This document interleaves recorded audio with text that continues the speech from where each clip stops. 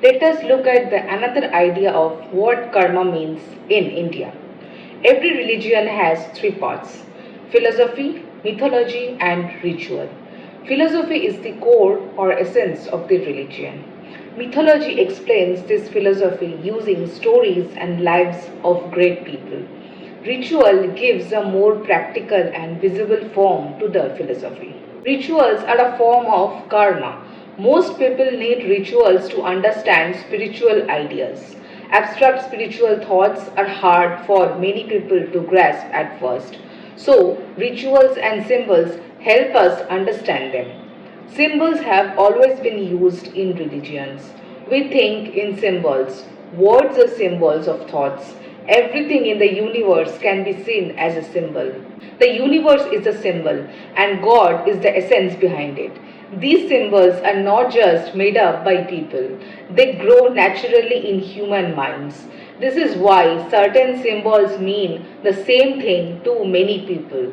For example, the cross existed before Christianity. It was used by the Aztecs and Phoenicians. Almost every nation had the symbol of a crucified man. The circle is another symbol found around the world.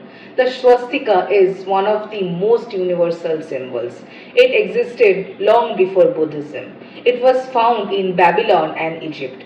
These symbols are not created by agreement, they arise naturally in the human mind. Language is the same. There was never an idea without a word or a word without an idea. Symbols can be sound or visual. Even deaf people use other kinds of symbols to think. In Sanskrit, this connection of name and form is called namarupa. Religious symbols and rituals express deep thoughts of humanity.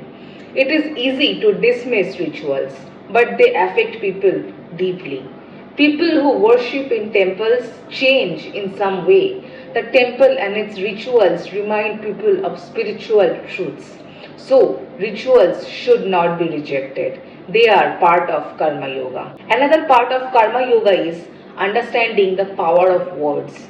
In many religions, creation is said to come from the Word. The Word is the outer form of God's thought. God thought and willed, and the Word was created. In our busy lives, we become dull and forget to notice simple wonders. But sometimes we stop and wonder, and that is the first step to knowledge. Words have great power. I am talking to you, and my words affect your mind. You hear my voice, and your nerves respond. One man calls another a fool, and it causes a fight. Another speaks kind words, and a weeping woman smiles again.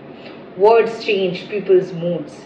They are powerful tools in daily life and in philosophy. We use them all the time without thinking. Learning to use them wisely is also Karma Yoga. Now, doing our duty means helping others. We seem to help others, but really we help ourselves. The world does not need our help. It existed before us and will go on after us. When we help others, we grow morally and spiritually. This is why we should be grateful to those we help. They give us a chance to grow. Even if we build great things like hospitals, they can be destroyed. Storms and earthquakes can wipe everything away. So we must not think we are saving the world, but we must still do good because it helps us become better. Helping others makes us pure and perfect. Even a beggar helps us when we give. We owe thanks to them. We must not expect anything in return. Treat those you help as God. Doing good without attachment brings no sorrow. The world is like a dog's curly tail. Try to straighten it and it curls back again. There is a story of a man who caught a ghost. The ghost had to be kept busy or it would kill him. It did all tasks quickly and the man ran out of ideas. The sage told him to give the ghost a curly dog's tail to straighten. The ghost kept trying, but the tail always curled again.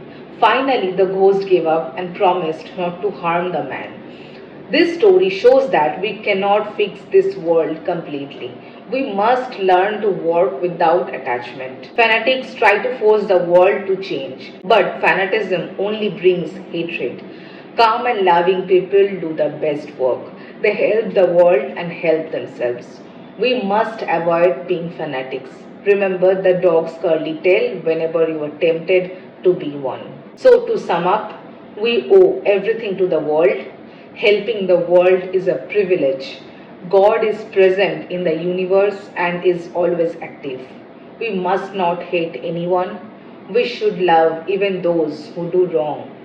This world is like a gym for our spiritual strength. Lastly, avoid fanaticism. Be calm, loving, and wise. This is the path of Karma Yoga.